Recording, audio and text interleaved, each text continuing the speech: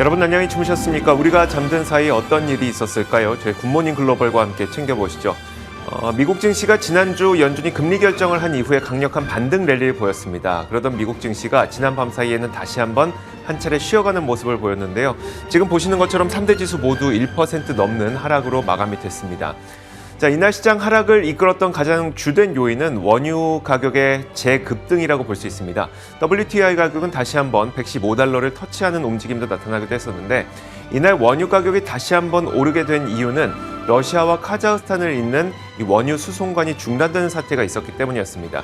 물론 이것은 전쟁이 영향은 아니고요. 날씨의 영향이긴 한데 워낙 러시아와 우크라이나의 전쟁 상태로 인해서 글로벌 원유 수급 상황이 타이트한 상황에 이 날씨마저도 도움이 되지 못하고 있는 것이죠. 그러다 보니까 유가는 다시 한번 급등을 했고요. 자, 유가 급등은 어쩔 수 없이 이제 에너지 가격의 상승, 이로 인한 인플레이션 상승 이런 쪽으로 연결이 될 수밖에 없습니다. 이런 분위기가 시장 전반적으로 좀 짓누르는 현상이 나타났고 이 때문에 전체적으로 시장은 하락하는 모습이었습니다. 자, 물론 전체적인 분위기는 이랬고요. 자세한 마감 분위기는 좀 다르기 때문에 마감 분위기도 한번 살펴보도록 하겠습니다. 전체린 앵커입니다. 현지 시간 3월 23일 수요일 미국 증시 마감 상황 정리해드리겠습니다. 자, 유가가 오늘은 다시금 올라오면서 인플레이션 우려를 부추기고요. 이 점이 시장에는 부담으로 작용하는 하루였습니다. 보시다시피 3대 지수 모두 1%대의 낙폭을 기록한 채 마감이 됐고요. 나스닥 지수는 장중에 상승 반전 시도가 나오기도 했지만 이렇게 막판까지 탄력을 조금 잃은 채 하락이 됐습니다.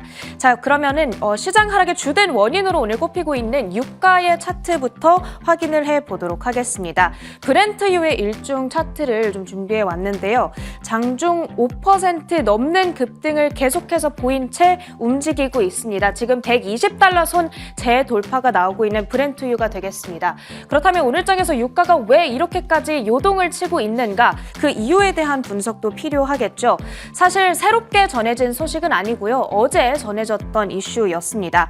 카자흐스탄과 흑해를 연결하는 송유관이 이 폭풍 피해로 파손됐다라는 소식이죠. 해당 송유관을 통해 수출되는 러시아산 원유가 하루 120만 배럴씩 줄어들 것으로 지금 보입니다. 이는 전 세계 원유의 1.2% 정도에 해당한다고 하고요. 시설 복구에는 2개월가량이 소요될 것으로 보입니다. 그뿐만이 아니죠. 미국의 에너지 정보청 EIA가 매주 발표하는 미국의 주간 원유 재고가 깜짝 감소했다라는 점도 유가 상승을 부추기고 있습니다. 재고의 변화가 거의 없을 거다라는 전문가들의 예상과 달리 전주 대비 250만 8천 배럴이나 줄어들었기 때문에 유가 상승을 더욱더 부추기고 있고요. 이렇게 유가의 움직임뿐만이 아니라 원자재 시장에서 지금 공급망 우려로 인해서 구리와 알루미늄, 니켈, 철강 등의 비철금속 가격이 공급 부족에 대한 우려로 동반 상승하고 있는 흐름입니다. 이 부분 역시도 인플레이션에 대한 우려를 가중시키고 있는 요인으로 오늘장 작용하고 있습니다. 자, 오늘 미국 국채금리 흐름도 확인해 보겠습니다. 10년물 금리의 흐름인데요. 현재는 상승폭을 9bp가량 반납 하락한 채 움직이고 있기는 합니다만 오늘장에서 장중에 2.4%를 웃도는 흐름이 나타나기도 했습니다. 그러면서 2019년 5월 내 고점 수준을 계속해서 높여가고 있는 10년물 금리입니다. 이번 주 초반에 전해졌던 파월 의장의 매파적 발언에 한번 반응을 한 이후에 계속해서 2.3%를 상회하는 그런 흐름이 나타나고 있고요. 이렇게 금리가 높다라는 부분 역시도 시장에는 부담으로 작용하고 있는 오늘장이 되겠습니다. 자, 그렇다면 히트맵을 열어서 섹터와 종목별 분위기 어떻게 나뉘는지 확인해 보겠습니다. 오늘은 딱 2개 섹터만이 상승부를 켠 채 마감이 되는데요. 유가 상승에 힘입어서 에너지 섹터가 2%대 가장 강한 반등을 보여줬고요. 그리고 유틸리티 역시도 강보합 수준에 머무르면서 시장 대비 선방하는 흐름을 나타냈습니다. 그 밖에는 전일 크게 반등했던 업종들 위주로 상승분이 반납되는 하루였는데요. 이미 소비재, 커뮤니케이션, 기술주까지 빅테크주들이 포함되어 있는 업종 위주의 이 1% 넘는 하락세가 연출되는 오늘장이었습니다. 그리고 전일 크게 올랐던 금융주들 오늘 1% 이상 빠지고요. 헬스케어 섹터 역시도 약세 흐름을 나타냈습니다. 있습니다. 자, 종목별로 보시면 에너지 섹터 내에서는 슐럼버그 그리고 마라톤 오일이 각각 3에서 4%대 상승하면서 S&P 500 지수는 상승률 상위 종목으로 오늘 이름을 올렸고요. 방어주 섹터로 옮겨가서는 딱 한 종목이 강한 초록불을 켜고 있습니다. 실적을 전한 이 가공 포장식품 테마내의 제너럴 밀스가 되겠는데요.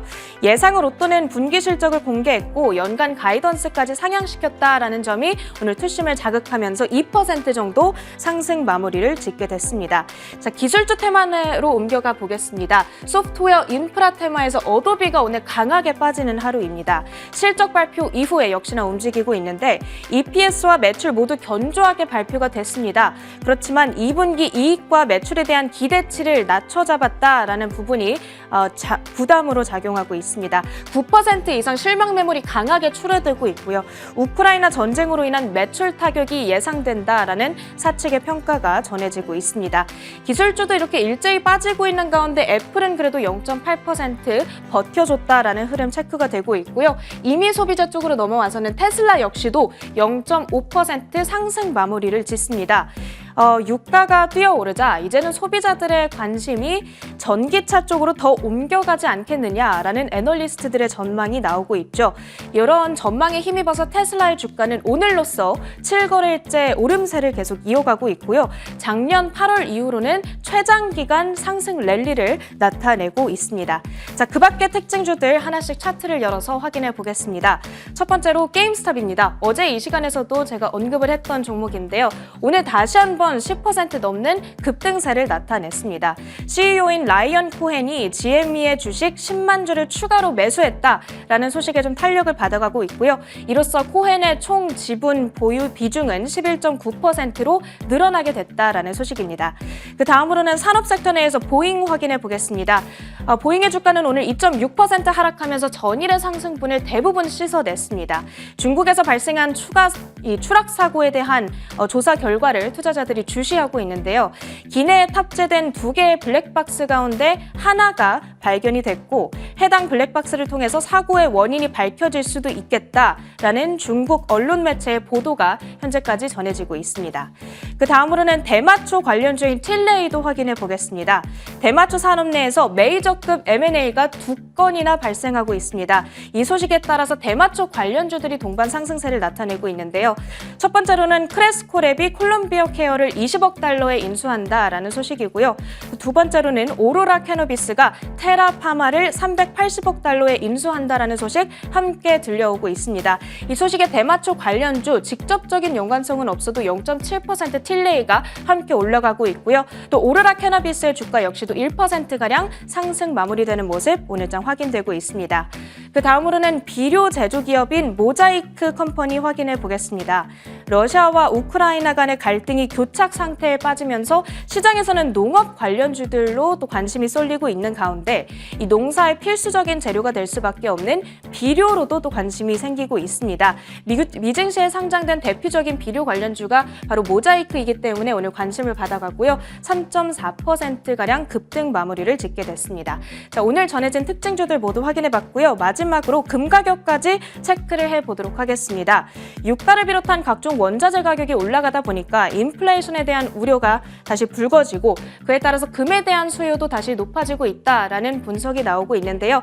약간의 안전자산에 대한 수요 플러스 약간의 저가 매수세도 들어오고 있는 하루라고 보면 될 것 같습니다. 1.2% 올라가면서 온스당 1944달러 선 현재 가리키고 있습니다. 이렇게 미국 증시 마감 상황 정리해드렸고요. 애프터마켓으로 이어가겠습니다.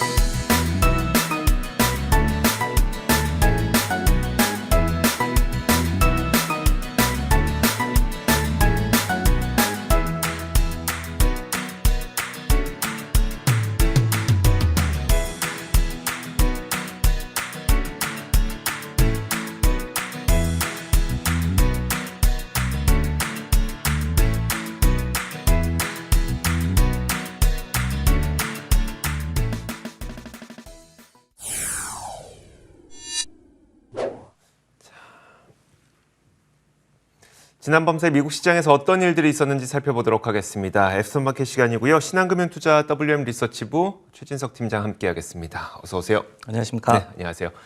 자, 오늘도 네 가지의 키워드가 있습니다. 첫 번째 키워드부터 볼게요. 첫 번째 키워드는 바로 이겁니다. 자, 2주년 기념일인데 뭐 오늘부터 1일 이런 거 생각나는데 자, 뭐가 2주년 됐을까요? 네, 물론 기념을 하기는 좀 적절하지 않은 날일 수도 있는데요. 네. 미국 증시가 어쨌든 간에 좀 2주년 기념일을 좀 맞았습니다. 어떤 얘기냐면은 2년 전 오늘, 그러니까 현지 시각으로는 3월 23일이 되겠죠. 2020년인데요. 이때가 이제 코로나19 팬데믹에 따른 증시가 저점을 기록한 그런 날이 됐습니다. 당시 이제 S&P 500 지수가 2237.4까지 떨어진 바가 있었는데요. 근데 그 전에 2월 19일만 하더라도 사상 최고치 기록을 썼었습니다. 하지만은 한 달여 만에 34% 정도 하락하면서 현지 시각으로 이제 3월 23일에 그때 이제 저점을 찍은 바가 있었습니다. 이후에 이제 화요일까지, 그러니까 전일까지 집계를 해봤을 때 S&P 500 지수가 무려 101.65%나 상승을 했다라고 해요. 2배 이상 뛰어오른 셈이 되는데 다우존스 데이터에 따르면은 이게 지난 1937년 이후에 최고의 2년간의 성적을 기록한 것이라고 합니다. 개별 종목으로는 테슬라가 2년간 무려 1044%나 올라서 최고의 수익률을 기록했다라고 하고요. 그 다음이 대본에너지였고 881% 상승을 했고, 그 외에도 이제 에너지 업종에 속한 정유사라든지 이런 기업들이 다수 포진이 돼 있습니다. 물론 제대로 된 기업을 선택했어야 되겠지만 어쨌든 이렇게 저점을 보였을 때, 그리고 시장이 크게 무너질 때 좋은 기업을 선택하는 게 훨씬 더 수익률에 좋았다. 이런 걸로 2주년을 빌어서 우리가 알 수 있는 건데, 네.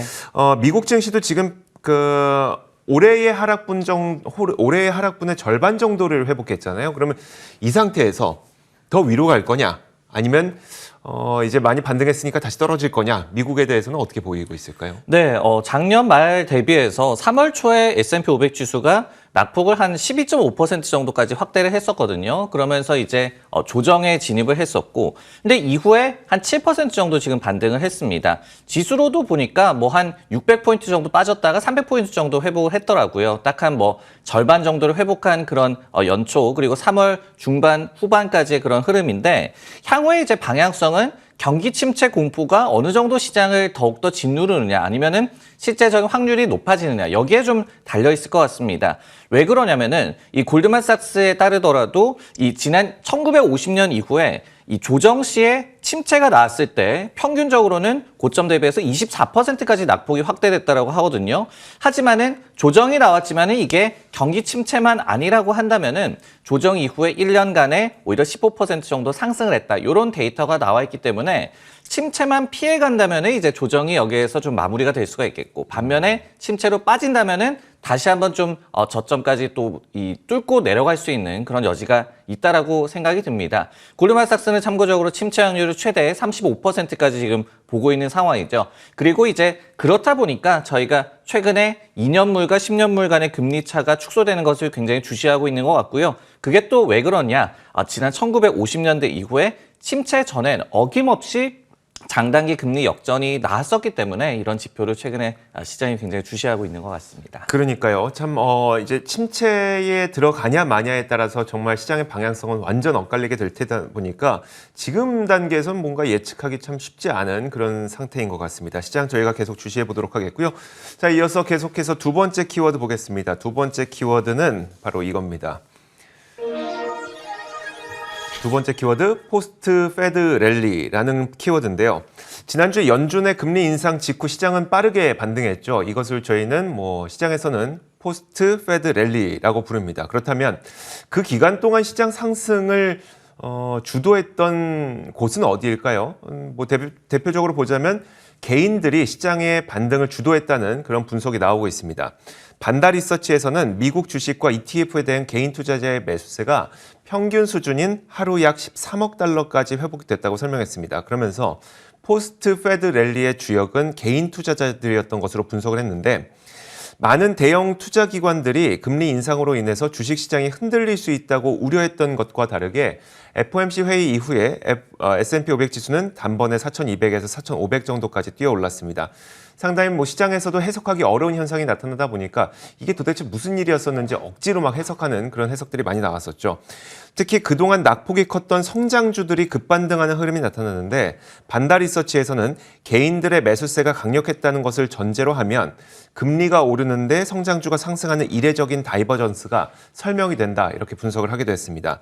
자, 그러다 보니까 개인 투자자들이 선호하는 주식들이 상당히 빠르게 반등을 했었죠. 대표적인 종목들이 엔비디아라든지 테슬라, 애플 이런 종목들이 있을 텐데 반다 리서치가 빠르게 반등했던 지난 5거래일 동안에 개인 투자자들이 어떤 종목을 가장 많이 매수했는지는 그 리스트를 꼽았습니다. 그 리스트를 보면 AMD, 알리바바, 애플, 엔비디아, 메타, 니오 이런 종목들이 눈에 띕니다. 개인 투자자들이 많이 매수해서 시장이 반등한 종목들은 알겠는데 근데 그러면 이제 개인들이 시장 반등을 주도했다는 게 어떤 의미냐? 상승 기반이 좀 약하다는 의미냐? 이런 식으로 또 해석될 수 있을 것 같기도 하네요. 우리나라도 이제 마찬가지만은 이 미국도 팬데믹 이후에 개인 투자자들의 시장에 대한 영향력이 굉장히 많이 확대가 됐습니다. 네. 그러다 보니까 개인들이 시장을 이끌었다고 해서 이게 기반이 흔들렸다라고 보기는 좀 힘들 것 같고요. 오히려 좀 상황이 바뀌었다. 그리고 이제 개인들은 오히려 조정 때마다 시장을 좀 지지하는 역할을 해왔기 때문에 이번에도 어떤 좀 그런 역할을 기대할 만하다. 이렇게 해석하는 것이 조금 더 맞지 않을까라는 생각이 듭니다. 왜냐하면은 지난주 이제 화요일만 하더라도 개미들의 주식 투자 3.87억 달러 유입으로 이것도 이제 반다 리서치의 데이터입니다. 바이든 당선 랠리 이후에 아니면은 팬데믹이 초반에 이 벌어진 이후에 최악이었다라고 하거든요.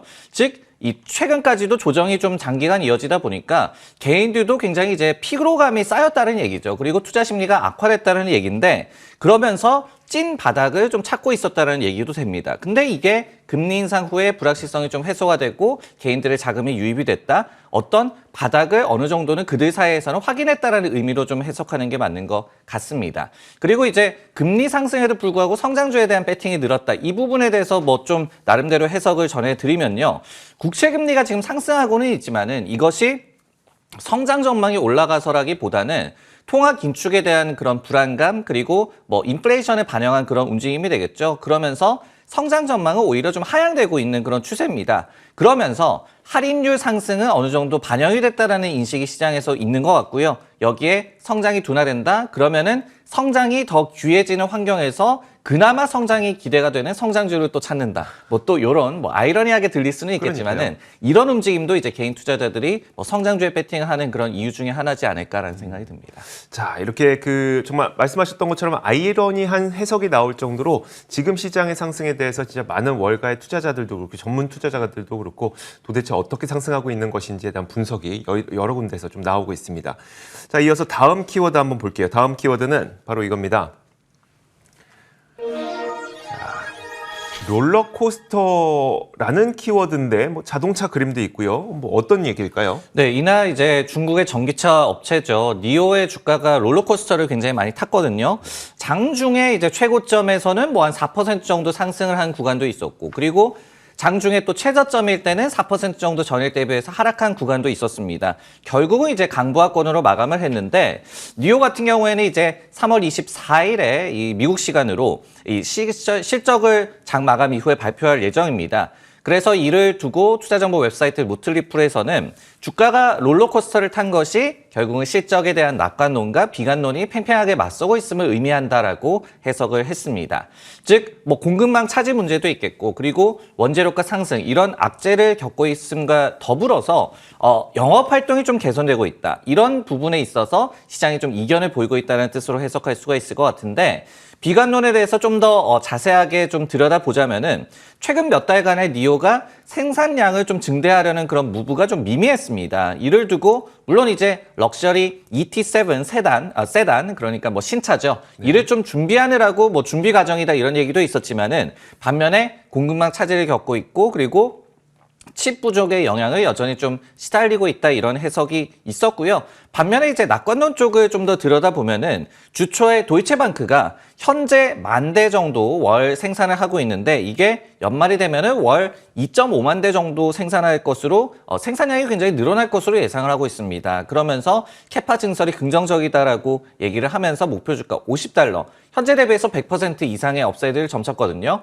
이렇듯이 뭐 비관론과 낙관론이 팽팽하게 맞서고 있기 때문에 이날 장중에도 주가가 요동쳤다 이렇게 해석이 나오고 있습니다. 뭐 장중에 그러니까 뭐 위아래로 따져보면 거의 8%가량 움직였다는 네, 거니까 맞습니다. 굉장히 큰 거네요.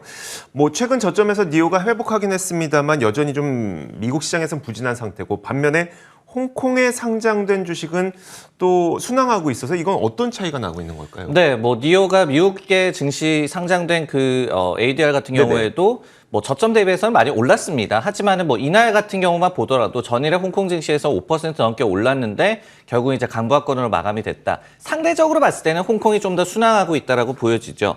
참고로 니오가 홍콩 증시에 지난 3월 10일에 이제 복수 상장을 했는데요. 처음에는 안 좋았습니다. 그리고 3월 14일 날 14% 하락하고 3월 15일에는 13% 급락하기도 했는데요. 하지만은 이후에 6거래 연속 좀 상승을 하면서 60% 가깝게 상승을 했고 그러면서 어제장에서도 신고가를 기록을 했습니다. 시장에서는 이를 두고 규제 리스크가 일부 완화가 됐다라는 쪽에 좀 무게를 싣고 있는데요. 여기에 더해서 주초에 니오가 단기적으로는 가격 인상 계획이 없다라고 한 것 역시도 투자 심리를 좀 개선시키는데 한 몫을 했다라고 해석을 하고 있습니다. 여기에 한 가지 더해서 왜 홍콩에서 특히 잘 가느냐 이 부분에 대해서 그래도 좀 설명이 되는 그런 대목인 것 같은데요. 투자정보 웹사이트 그 베런즈에서는 중국 당국이 1분기에 경기 부양 의지를 내비쳤기 때문에 이런 부분들이 이제 중국에 상장이 된 뭐 홍콩으로도 넓혀볼 수가 있겠죠. 니오라든지 또 전기차 업체들의 주가 상승에 도움을 줬다라는 이런 해석을 또 제시하기도 했습니다. 네, 알겠습니다. 자, 이렇게 세 번째 키워드까지 살펴봤고요. 이어서 마지막 키워드 보겠습니다. 마지막 키워드는 바로 이겁니다.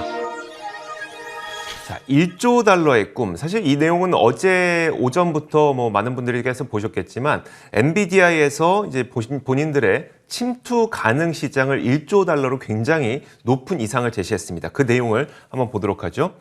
자, 엔비디아가 전날 인베스터 데이를 통해서 총 침투 가능 시장을 1조 달러로 제시했습니다. 통상적으로 뭐 기술 기업들 그리고 성장을 도모하고 있는 기업들은 자신들의 성장성을 뚜렷하게 보여주기 위해서 좀 높은 이상을 보여주기 마련이죠. 그렇기 때문에 높은 이상을 그냥 마냥 믿을 수만은 없고 얼마나 현실 가능한지도 투자자들은 반드시 따져야 되는데 이런 가운데 엔비디아는 또 올해 들어 주가 조정을 보였지만 그래도 약 6,500억 달러 정도로 시총 6에서 7위 정도를 기록하고 있습니다. 자, 그런데 월스트리트 저널에서는 많은 것들이 현재 엔비디아의 길을 밝혀주고 있다고 평가했어요. 특히 아마존과 마이크로소프트, 구글 같은 기술 공룡들은 고객들의 만족도를 높이기 위해서 클라우드 컴퓨팅 서비스에 수십억 달러의 돈을 매년 쏟아붓고 있죠. 이들이 클라우드에 돈을 쏟아붓는다는 거는 결국 엔비디아의 칩을 산다는 거기 때문에 상당히 밝다라고 얘기합니다. 또 시장 조사 기업인 델 오로에 따르면 올해 데이터 센터의 자본 지출이 2자릿수 이상 증가할 것으로 기대한다고 얘기를 했는데 이런 가운데 애널리스트들도 엔비디아의 데이터 센터 사업부 매출이 52% 증가할 것으로 전망을 했습니다. 여기에다가 올해 하반기에는 자율주행 분야에서 눈에 띄는 변화가 있을 것이란 기대를 엔비디아 측에서 보여줬거든요.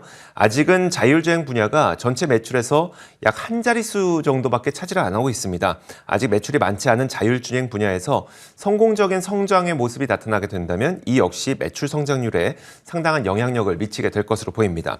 자, 이런 여러 가지 것들을 합쳐서 침투 가능 시장의 규모를 1조 달러로 제시를 한 건데 물론 꿈과 비전을 알겠지만 이제 현실 가능성이 있는지 뭐 이런 것들을 봐야 되잖아요. 월가에선 과연 어떻게 바라보고 있을까요? 뭐 앞서서 저희가 살펴본 기사에서도 개미들이 여전히 시장이 빠졌을 때 엔비디아 많이 샀더라, 최선호주다 이런 얘기가 나왔을 만큼 투자 심리가 크게 뭐 바뀐 것 같지는 않습니다. 여전히 좀 우호적인 분위기가 감지가 되고 있는 것 같은데 일례로 이제 인베스터 데이 GTC죠. 키노트가 전해졌습니다. 현지 시각으로 3월 22일에 젠슨 황 CEO가 뭐 버추얼리 이렇게 영상을 또 게재를 했는데 이때 이제 엔비디아가 차세대 GPU 아키텍처 암페어를 잇는 호퍼라는 그런 아키텍처를 새롭게 좀 발표를 했습니다. 그리고 이제 최초로 호퍼를 기반으로 한 GPU인 H100도 발표를 했거든요. 이게 트랜지스터가 800억 개라고 하고요. 그러면서 지금에 나와 있는 칩에 대비해서 가장 고도화된 칩이다. 정말 뭐 슈퍼칩이다. 이렇게 시장에서 반응이 나오고 있는 그런 상황입니다. 포브스에서는 이를 두고 칩 개발 속도가 줄지 않았다는 점을 증명하는 그런 GTC 키노트였다라고 얘기를 했고, 특히 이제 아키텍처는 뭐 공개를 할 수는 있겠지만은 H100 이런 제품을 이번에 공개할지는 몰랐다, 예상하지 못했다라고 얘기를 했거든요. 이런 것들을 좀 본다면은 엔비디아가 시장의 높은 기대를 그래도 아직까지는 계속해서 좀 뛰어넘는 그런 행보를 보이고 있는 것 같습니다. 알겠습니다. 자, 이렇게 엔비디아까지 살펴봤습니다. 지난 밤사이 어떤 일들이 있었는지 애프터마켓을 통해서 확인해봤고요. 신한금융투자 WM 리서치부 최진석 팀장과 함께했습니다. 고맙습니다.